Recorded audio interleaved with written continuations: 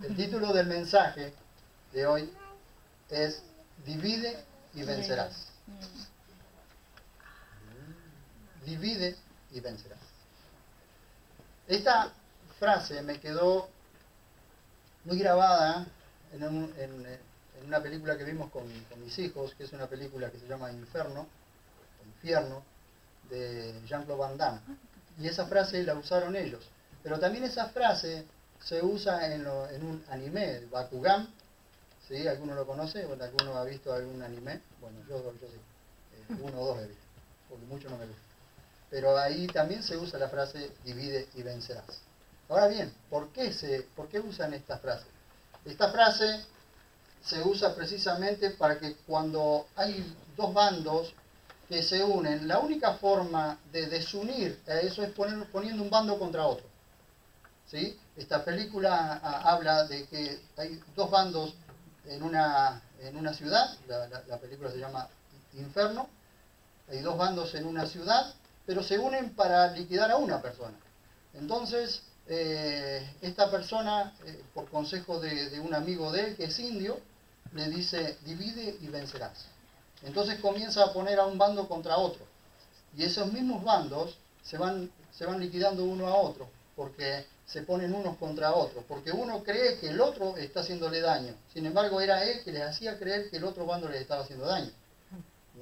Entonces la película trata de dos bandos que se liquidan entre sí porque hubo una persona que trabajó para que esos dos bandos se pelearan uno contra otro y él venció precisamente porque dividió los dos bandos. Pero esto, bien aplicado, es bárbaro, bien aplicado cuando se aplica correctamente, pero mal aplicado es destructivo. Y esta es una de las cosas que suceden dentro de las iglesias, ¿sí? Cuando se comienzan a formar facciones, grupos, lo que decimos o denominamos secta, ¿sí? Entonces, ¿cuál es la estrategia de Satanás? Divide y vencerás. Dividí la iglesia y vencerás. Una iglesia que se divide, una iglesia que contiende entre grupos, termina dividida. Entonces hay que atacar ese problema antes de que haya una división. Si nos retrotraemos al pasado, a 20 años atrás, este lugar fue destruido por la división. Nosotros hoy estamos refundando un testimonio que otro refundió. ¿Sí? Otro refundió y nosotros lo tenemos que refundar. Entonces ahora el trabajo para nosotros es peor porque nosotros tenemos que levantar un testimonio y borrar un pasado de este lugar que nos marcó en la ciudad. Gracias a Dios, Dios está haciendo todas las cosas nuevas. Amén. Dios nos prometió, he aquí, hago nuevas todas las cosas. Amén. Amén. Bien, entonces, como les decía recién, la división bien aplicada es buena, pero mal aplicada es destructiva. Por ejemplo, vamos a la buena aplicación de esto.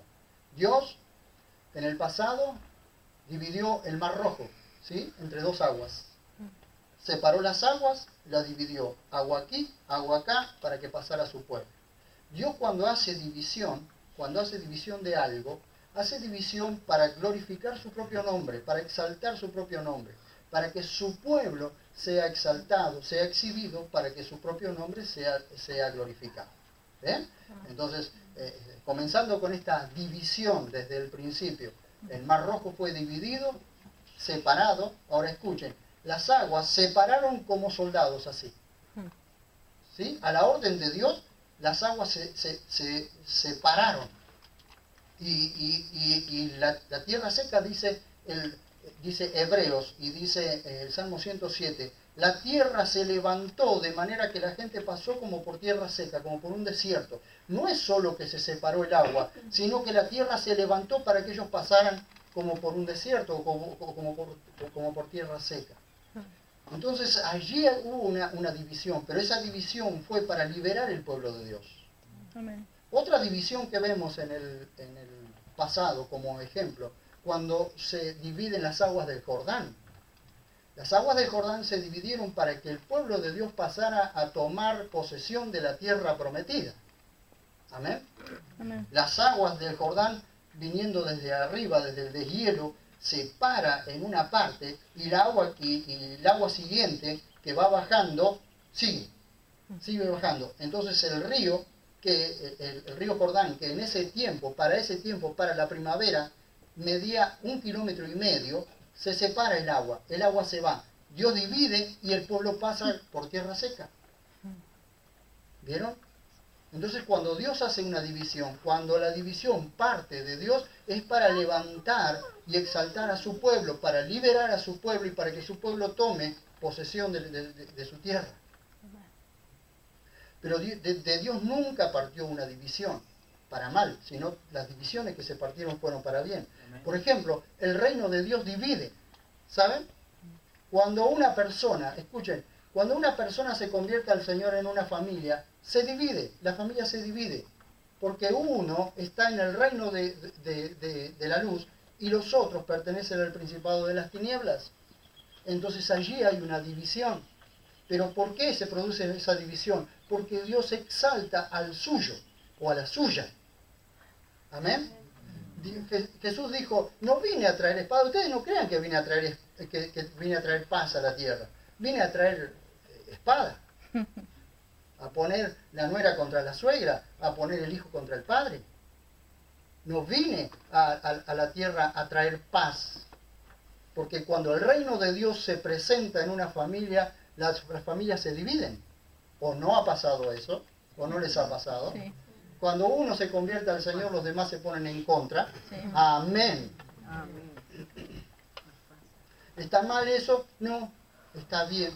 ¿Saben por qué? Porque Dios siempre va a mostrar a los suyos. Porque dice la Biblia que el que cree en el Señor no será avergonzado. Dios a la corta o a la larga te exaltará porque estás en la luz. Pero Dios te puso en la luz para que le des luz a los demás. Aunque hoy hay una división, el día que esos pasen la línea de esa división y se conviertan al Señor, esos serán del reino de la luz también. Amén. Amén. Sí, Señor. ¿Ven? ¿Observa? Ahora lo maravilloso de esto también es que su palabra divide. Hebreos 4:12 dice que la palabra de Dios es viva y eficaz y es cortante como espada de 2 filos.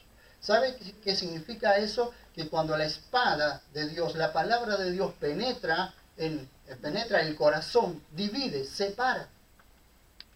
Separa lo bueno de lo malo, separa la luz de las tinieblas. A su palabra, en el principio, a su palabra fueron separados la luz de las tinieblas. A su palabra se separó el día de la noche. A su palabra se separaron el mar de la tierra seca. A su palabra aparecieron los continentes y los mares tuvieron su estatuto. Amén. Amén. Miren ustedes la importancia que tiene la palabra de Dios, el reino de Dios y la división que Dios hace. Pero también Dios a través de Isaías le dice a su pueblo, vuestras transgresiones hicieron división entre Dios y ustedes. Cuando la división parte del ser humano, seguro que va para mal. Amén. Amén. La iglesia del Señor es su cuerpo y es uno. ¿Cuántos cuerpos tiene el Señor? Y si no, sería un monstruo. Tiene un cuerpo, que es la iglesia del Señor. Aunque está separada en muchas asambleas, en muchas congregaciones, las cuales, muchas de esas congregaciones, son necesarias, porque cada congregación tiene una visión y el liderazgo tiene una visión y alcanza cierto extracto de la sociedad. No a todos, pero alcanza ciertos extractos de la sociedad. Y aunque la iglesia está multiplicada en muchas asambleas, es una iglesia.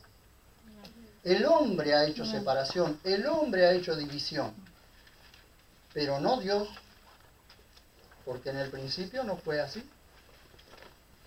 Entonces el hombre es el que hace desastres. ¿Qué es lo que separa a hombre de hombre? Los pensamientos. las posiciones, los dogmas, las doctrinas, son las que separan las congregaciones. ¿Por qué? Bueno, porque cada uno piensa diferente. Ahora, en cierta forma, ¿está bien o está mal? Miren, de su iglesia Dios se va a ocupar, de eso no tengan ninguna duda. Pero de los divisores nos tenemos que ocupar nosotros. Y van a ver a ustedes de qué les estoy hablando. Escuchen, la Biblia dice, en Efesios 4, 3 al 6, por favor. Efesios 4, 3 al 6. Lean ustedes conmigo unidad. Diga conmigo en esta mañana unidad. Unidad es uno, algo indivisible. Ustedes observan en el matrimonio, ¿qué dice Dios? Una sola cama. Ya no serán más dos, sino uno. Caminarán como una sola persona. Amén. Tendrán un mismo sentir. Ahora, si en un matrimonio, yo les pongo el ejemplo de matrimonios que hay un creyente y un incrédulo. No hay un mismo sentir, ¿cierto? Y el creyente tiene que luchar con eso. Pero de todas formas, como sabe, está obedeciendo a Dios, tiene que seguir adelante. ¿Sí? Tiene que seguir adelante. Hasta cierto punto tiene que seguir adelante. Si en ese matrimonio se convierte en violencia, sea verbal o física, entonces hay que tomar las cosas de otra manera. Pero eso es para otro tiempo, para otro momento. ¿Sí? Ahora la Biblia dice, por favor, Efesios 4, 3 al 6. Solícitos por guardar la unidad del Espíritu en el vínculo de la paz. En el vínculo de la paz. ¿Cuál es el vínculo, queridos hermanos? ¿Cuál es el vínculo que nos hace o nos obliga a ser solícitos? La paz. La paz es el vínculo que nosotros debemos cuidar y guardar para guardar la unidad. Dice solícitos. ¿Sabe qué significa solícitos? Diligentes, rápidos. Cuando hay un problemita hay que ser rápido para guardar la unidad. Es decir, nosotros tenemos la responsabilidad de guardar la unidad dentro de la congregación o dentro de las iglesias. Nosotros, no Dios, nosotros. Porque Dios ya hizo la unidad. Su Espíritu hizo la unidad en todos aquellos que creyeron en Él. Su Espíritu, el que está en cada uno de nosotros como creyentes, si hemos creído en el Señor Jesús, es el que hace la unidad en toda la iglesia universal, en toda la iglesia en la tierra. Pero el ser humano es el que está obligado a guardar la unidad. Solícitos, diligentes, rápidos para guardar la unidad. Le dice claramente, ¿por qué? Porque hay un solo cuerpo y un solo espíritu, como también fuisteis llamados con una esperanza de vuestro llamamiento, un solo Señor, una sola fe, un solo bautismo, un solo Dios y Padre de todos, quien está sobre todos, a través de todos y en todos. ¿Por qué tenemos que ser solícitos en guardar la unidad en el vínculo de la paz? Porque tenemos un solo Señor, porque tenemos un solo Dios, porque todos hemos sido bautizados, es decir, sumergidos en su Espíritu Santo, porque la iglesia es una. Amén. Entonces nosotros tenemos la responsabilidad de guardar la unidad. ¿Qué dice Efesios 5:21? Someteos unos a otros en el temor del Mesías. Someterse significa que yo voluntariamente me pongo bajo la cobertura del otro o me ligo al otro voluntariamente. Sometimiento no es poner un pie sobre la cabeza del otro. No, señores. No, señores. Eso no es sometimiento. Eso en realidad es autoritarismo. Sometimiento es yo me pongo voluntariamente bajo la cobertura del otro o me ligo al otro voluntariamente, guardo la unidad con el otro. Si yo tengo liderazgo por encima mío, yo estoy ligado y estoy sometido voluntariamente a ese liderazgo. Amén. Si vos tenés liderazgo, vos te sometés voluntariamente. ¿Qué pasa cuando un empleado no se somete voluntariamente a su empleador? Comienza en rebeldía, luego de la rebeldía viene el despido. Porque no se sometió voluntariamente bajo esa cobertura. Porque aunque el empleador sea malo, el empleador es el que no solo el que le paga el sueldo, sino también el que le está dando la cobertura. Porque bajo esa cobertura es donde está cobrando su sueldo. Entonces someterse voluntariamente también es guardar la unidad. Amén. Amén. Bien. El liderazgo en la iglesia está puesto por el Mesías. ¿Saben ustedes? El liderazgo en las congregaciones está puesto por el Señor. ¿Para qué? Para ocupar su lugar en su palabra y su obra, para que los santos sean adiestrados y fructíferos. Cuando Dios pone un liderazgo o levanta un liderazgo, lo levanta para dar cobertura a todos los que voluntariamente se ponen bajo esa cobertura. Pero Jesús ha puesto y dio a la iglesia personas dones con un ministerio para que adiestren a los santos. Vean ustedes Efesios, por favor, 4, 11 y 12. 4:11 dice, y Él mismo dio unos apóstoles, otros profetas, otros evangelistas, otros pastores y maestros. ¿Quién dio cuando ascendió a los cielos? ¿Quién dio estos ministerios? Jesús. Jesús dio esos ministerios. ¿Para qué los dio a la iglesia? Porque Él se iba. Y alguien tenía que ocupar su lugar. Entonces, mediante y por el poder del Espíritu Santo, las personas adiestran a los santos, dice verso 12, a fin de adiestrar, es decir, prepararlos para la gran guerra que estamos viviendo, para la gran batalla que estamos viviendo. A fin de adiestrar a los santos para la obra del ministerio. ¿Quiénes son los santos? A ver, fuerte, ¿quiénes son los santos? Nosotros. Aquellos que hemos sido llamados y santificados por el Señor, que hemos sido apartados para Él. Ustedes y yo somos los santos. Ahora, algunos tenemos una responsabilidad mayor. Pero ¿cuál es la responsabilidad mayor? Adiestrar a los santos para la obra del ministerio. Entonces significa que todos tienen que hacer la obra, aunque algunos se están adiestrando. Entonces, cuando estamos hablando de discipulado, precisamente es preparar gente para que esa gente discipule a otros y para que también les enseñe las mismas cosas que nosotros estamos enseñando. ¿Amén? Amén. Entonces es importante entender eso, que Jesús dio el liderazgo para que el liderazgo sea respetado, pero los estoy llevando a donde quiero llevarlos, para que el liderazgo sea respetado. Porque el liderazgo tiene la responsabilidad de adiestrar a los santos, de adiestrarte. Entonces, cuando vos te sometés bajo el adiestramiento de una persona, estás diciendo, sí, yo quiero ser adiestrado por el Señor. Amén. ¿Amén? Ahora ahí está el quid de la cuestión. ¿Bajo qué adiestramiento te estás poniendo? ¿Bajo qué adiestramiento se está poniendo la gente? Y ese es el problema, que la gente no tiene discernimiento. Se pone bajo cualquier adiestramiento y la gente está llamada a ser adiestrada mediante la palabra de Dios, que si le erramos, que si nos equivocamos, sí, Señor, porque somos humanos y no por eso voy a escudarme. Pero Dios nos llama a nosotros a que nos pongamos bajo un buen adiestramiento. Por eso, gracias a Dios que Dios nos está adiestrando a través de la palabra de Dios. ¿Amén? Amén. Bien, y ustedes observan, ¿para qué? Para la edificación del cuerpo del Mesías, es decir, para que el cuerpo del Mesías siga creciendo, para que se siga expandiendo el reino de Dios.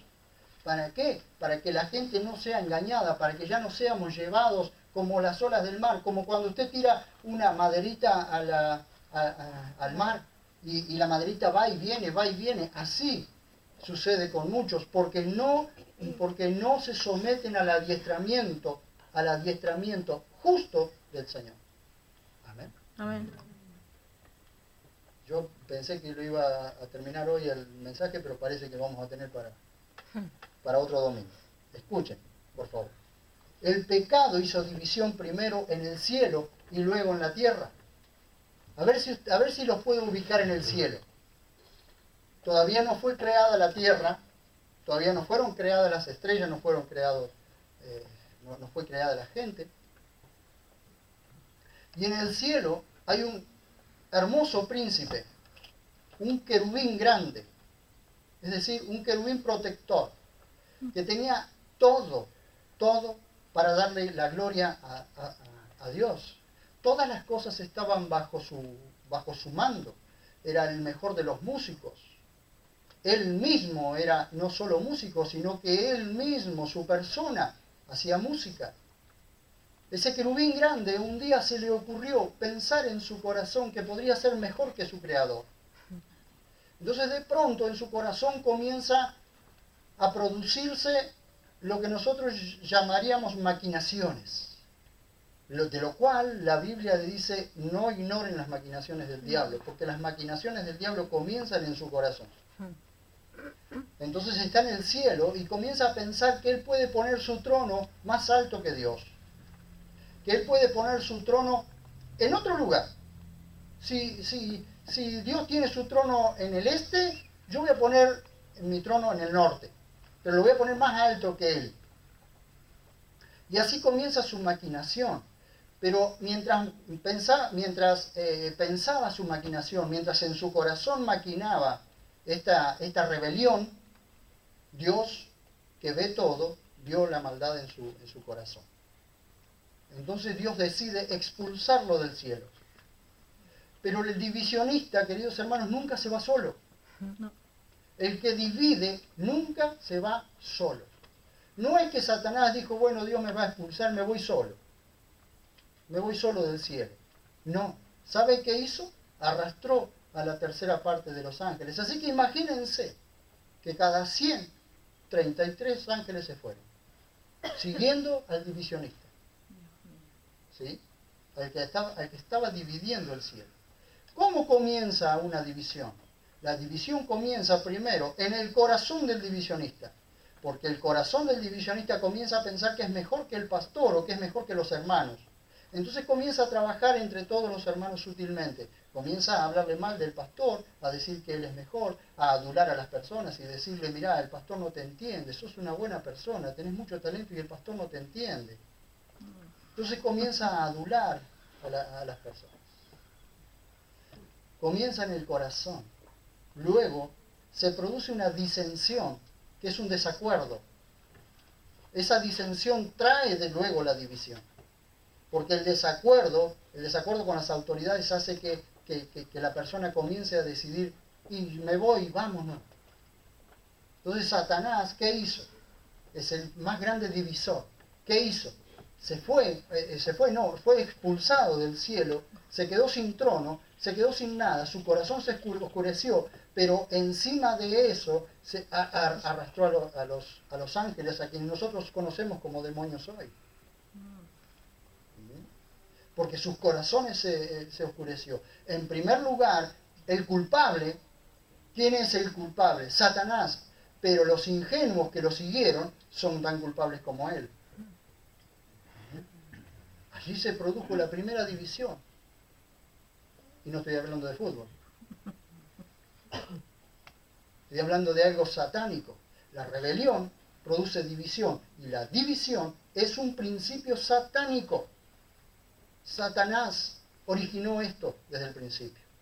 Y si van a la historia, ustedes verán que las religiones se dividieron en dos hermanos, Caín y Abel. Caín estaba en lo correcto, porque ofreció sacrificio por fe.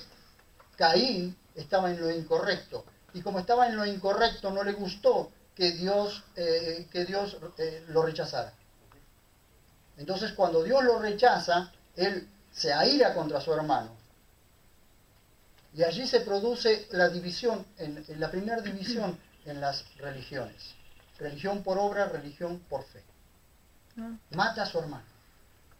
Entonces Caín, que quería presentar una ofrenda igual, pero presentó una ofrenda de sus propias manos, porque él trajo vegetales, él trajo verduritas, él trajo un repollo, un puerro que había cosechado él, lo hizo él. Quería agradar a Dios con su propia obra.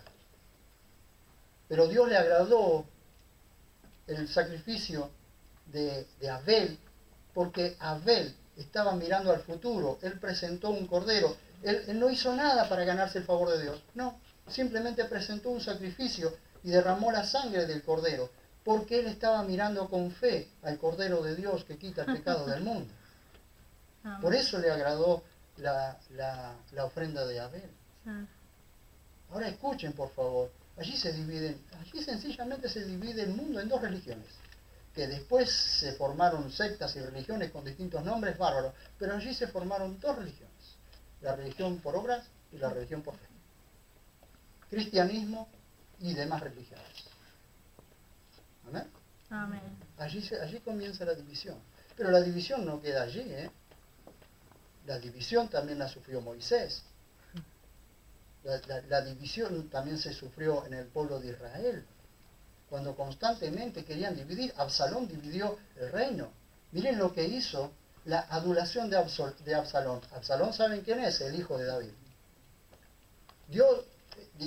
David había puesto sus ojos en Absalón para que fuese su sucesor en el reino. Pero estaban enojados porque Absalón se había portado muy mal. Pero David había sido un muy mal padre. Porque aunque fue un buen rey, fue un mal padre. Entonces no quería hablarle a Absalón. ¿Y Absalón sabe qué hizo? Absalón sencillamente se paraba a la puerta de la ciudad y a todo el que venía con problemas que iba a ver al rey, él lo atajaba. Y el rey no te escucha, ¿viste? El rey no te presta atención. Vení, yo te voy a solucionar el problema. Y así se empezó a ganar el corazón de la gente. Y el corazón de la gente se empezó a ir detrás de Absalón. Y Absalón le hizo división en el reino del Padre. Absalón fue muerto, ¿sí? Pero él quería dividir el reino. A toda costa quería dividir el reino. ¿Eh? Porque el divisor nunca se va solo. No es una persona que dice, me voy de la congregación porque estoy más cómodo o me gusta más la visión de aquella congregación. Y viene y dice el pastor, me voy a aquella congregación, me gusta más, me siento más cómodo, pero quiero su bendición. Quiero que usted me bendiga para yo poder entrar a aquella congregación con bendición. Para irme bendecido, pero también llevar la bendición a aquella congregación. No es esa persona. El divisor es la persona que constantemente se está oponiendo a la visión de la congregación. Y que no solo se está oponiendo, sino que comienza sutilmente a hablar con los creyentes de esa congregación. Entonces comienzan los sectarismos, comienzan los grupos. Vean ustedes, por favor, conmigo. Primero codició un lugar Satanás que no le correspondía, que codició el trono. Y muchas veces el divisionista lo que hace es codiciar el lugar que le corresponde al pastor o al hermano que secunda al pastor o al copastor. Comienza a codiciar ese lugar y comienza a pensar que es mejor que esa persona. ¿Sí? Luego se opuso al liderazgo de Dios y luego se rebeló contra su autoridad. Ahora, la división comienza con disensión, es decir, desacuerdo, luego oposición y luego contienda. Ahora, esto produce sectarismo y luego herejía. El sectarismo es una herejía. Ahora bien, ¿qué son las sectas? Son grupos que se forman con los que se adhieren a una motivación equivocada. Esto es una secta. Son grupos que se adhieren a una motivación equivocada. Por eso es importante comprender esto.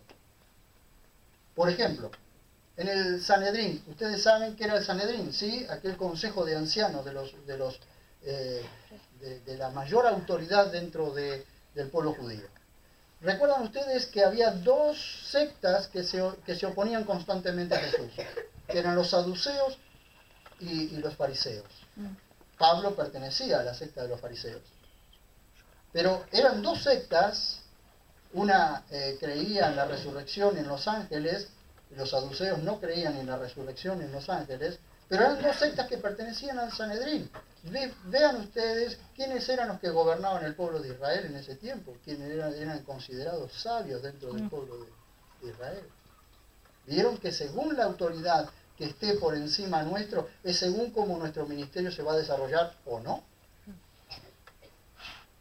Jesús, en una ocasión, vienen los saduceos, le hacen una pregunta para tentarlo, le hacen una pregunta, Jesús le responde con tanta autoridad que los saduceos quedan callados.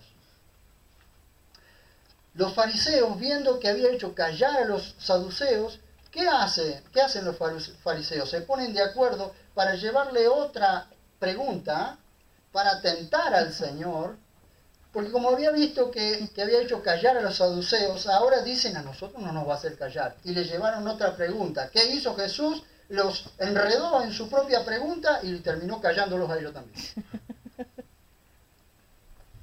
Bien.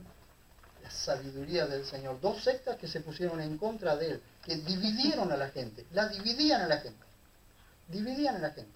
Entonces la gente no sabía cuál era la verdad. La gente común, el común de la gente que tiene una mentalidad que todavía no ha hecho o no ha creado preconceptos y no tiene conceptos viejos y preconcebidos, se les habla y la creen a la palabra de Dios. Esa gente creía que Jesús era el Mesías, porque era el común de la gente, no era los sacerdotes, ni los escribas, ni los fariseos, ni los saduceos. No eran ellos los que creían a la palabra de Dios, no creían ellos que eran Mesías, sino el común de la gente era el que creía en el Mesías. Por eso el común de la gente se acercaba a Jesús, no las autoridades. Era el común de la gente lo que se acercaba. Pero cuando venían estas sectas herejes, ¿qué hacían? Confundían a la gente.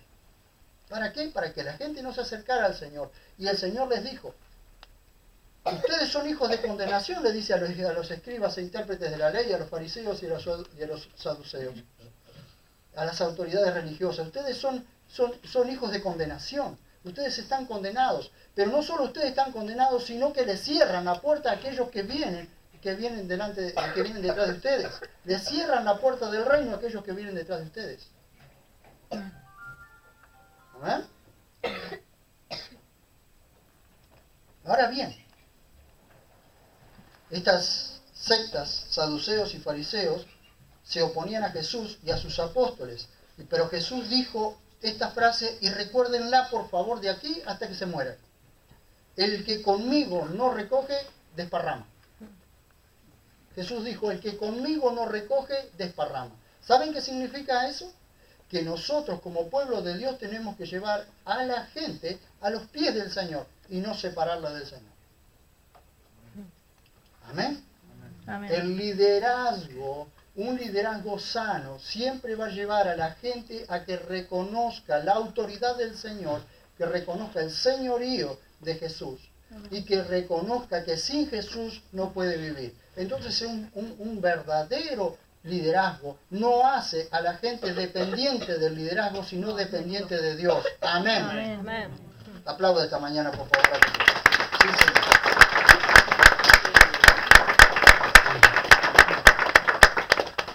¿Eso sucede dentro de las iglesias? ¿Sucede dentro de las iglesias? Amén. Sucede. Y como eso sucede, y tengo mucho que hablar, lo voy a dejar para el próximo domingo. Continuará. To be continued. Esto continuará. Amén. Pónganse de pie.